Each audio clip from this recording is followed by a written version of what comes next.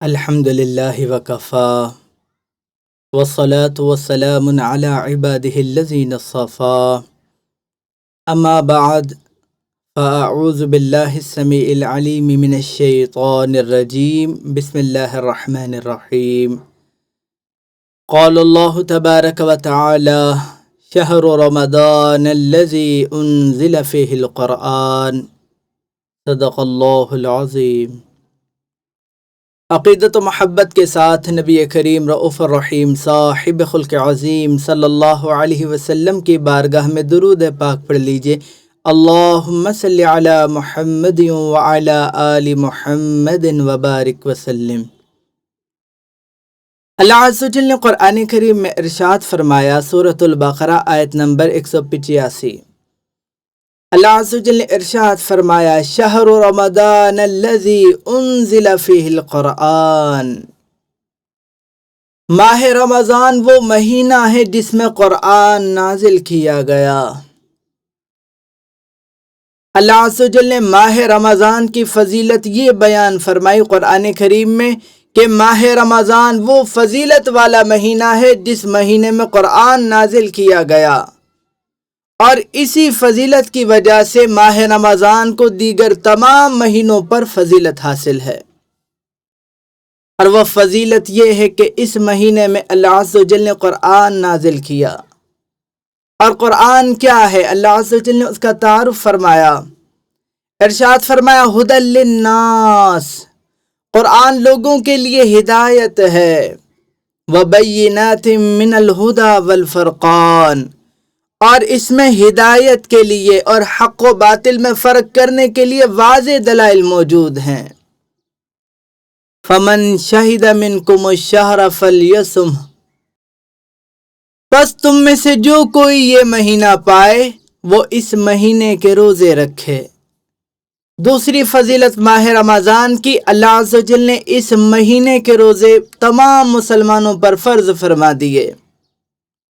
ارشاد فرمایا، جو یہ مہینہ پائے وہ اس مہینے کے روزے رکھے۔ ماہ رمضان کی کئی فضیلتیں ہیں، لیکن میں آپ کے سامنے 3 اور فضیلتیں بیان کرتا ہوں۔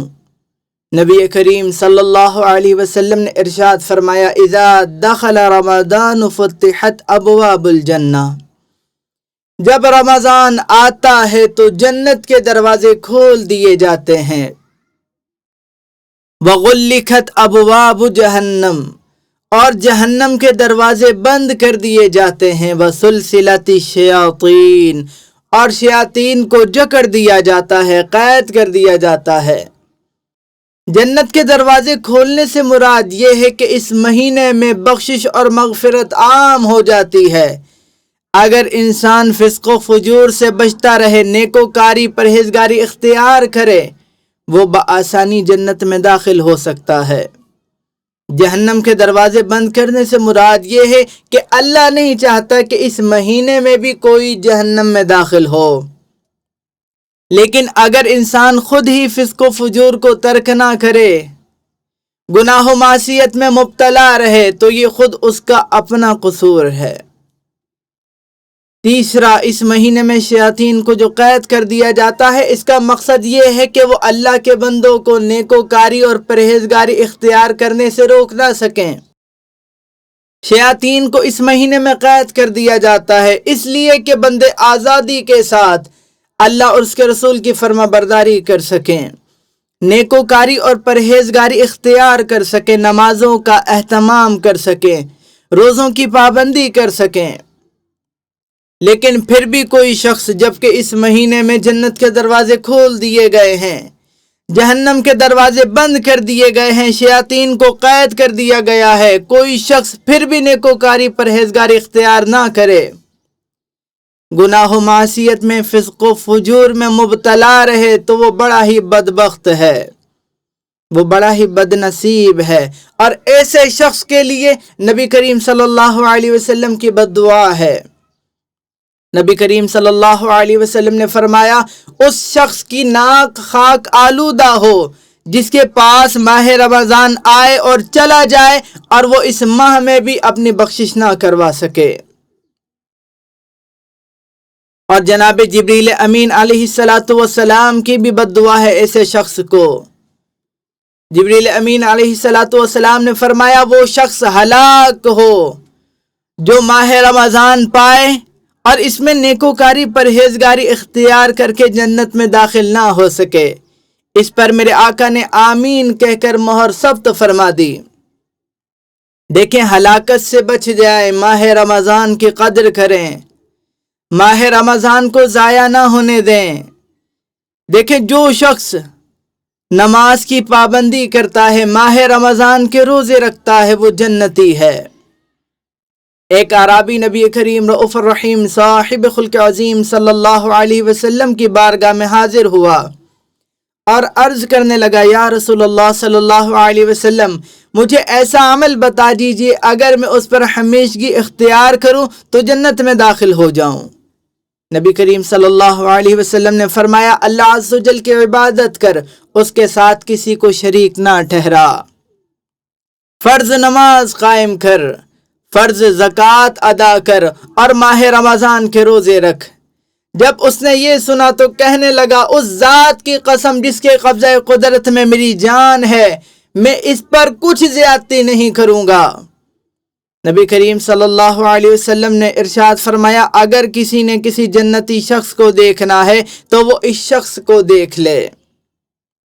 اور وہ کہہ کیا رہا تھا وہ جنتی شخص کہ میں اس پر کچھ زیادتی نہیں کروں گا، توحید پر قائم رہوں گا، شرک سے بچتا رہوں گا، فرض نماز پڑھوں گا، فرض زکوٰۃ ادا کروں گا، ماہ رمضان کے روزے رکھوں گا۔ اس پر میرے آقا نے اسے جنتی شخص قرار دیا۔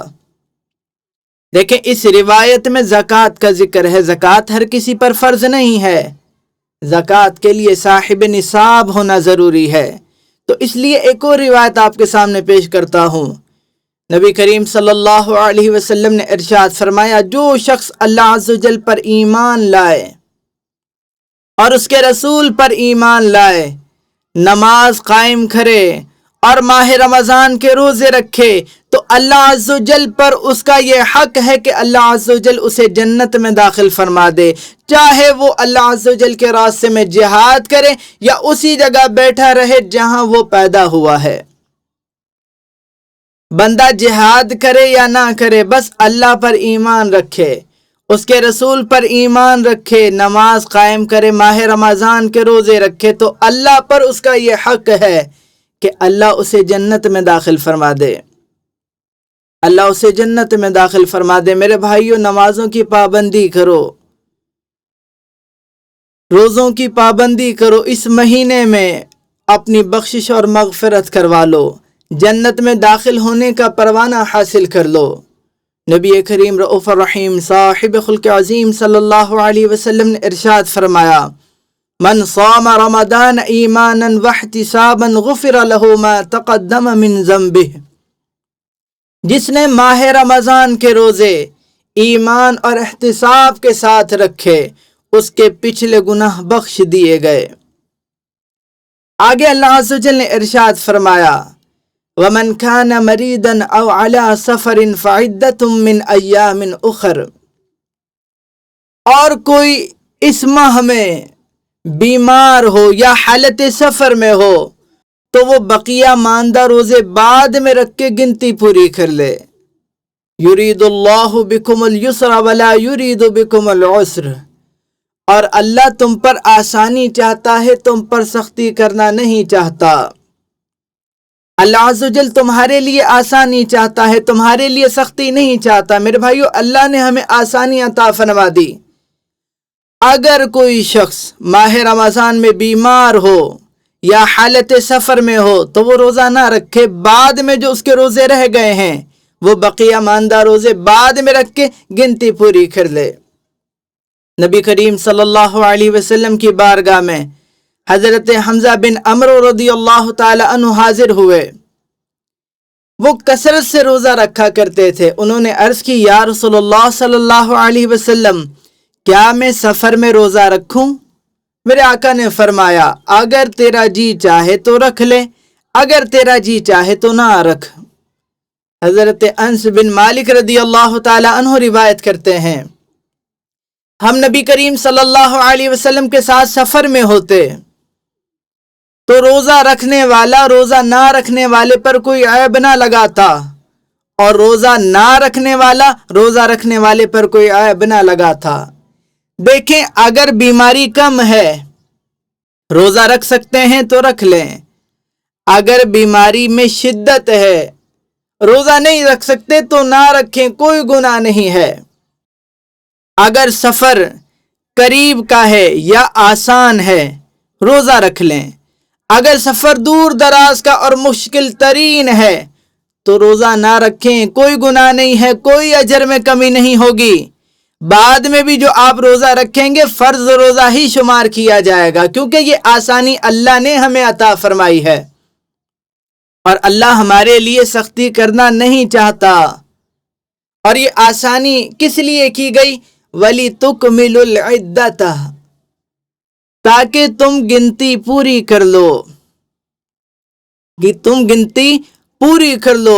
اگر انسان 27 روزے تک صحت یاب تھا، 2 روزوں میں یا 3 روزوں میں بیمار ہو گیا، ایسا بیمار ہو گیا کہ روزہ نہیں رکھ سکتا تھا، تو وہ بعد میں کسی بھی مہینے میں جب اس کا دل چاہے وہ بقیہ ماندہ روزے رکھ کر گنتی پوری کر لے، اس کے وہ روزے فرض روزے ہی شمار کیے جائیں گے۔ اور آگے اللہ عز و جل نے ارشاد فرمایا وَلِتُكَبِّرُوا اللَّهَ عَلَى مَا هَدَاكُمْ، اور یہ آسانی اس لیے ہے تاکہ تم اللہ عز و جل کی کبریائی بیان کرو اس پر جو اس نے تمہیں ہدایت عطا فرمائی ہے۔ یہی حکم اللہ عز و جل نے سورۃ الحج آیت نمبر 37 میں دیا، ارشاد فرمایا لِتُكَبِّرُوا اللَّهَ عَلَى مَا هَدَاكُمْ، اور اس لیے کہ تم اللہ عز و جل کی کبریائی بیان کرو اس پر جو اس نے تمہیں ہدایت عطا فرمائی ہے۔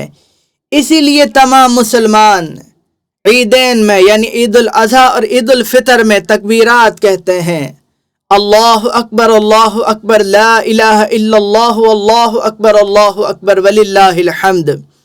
اور پھر نماز میں بھی عید الاضحیٰ کی نماز ہو یا عید الفطر کی نماز ہو، اس میں 6 زائد تکبیرات کہی جاتی ہیں۔ یہ اللہ عز و جل کا حکم ہے، ہمیں اس پر عمل کرنا چاہیے۔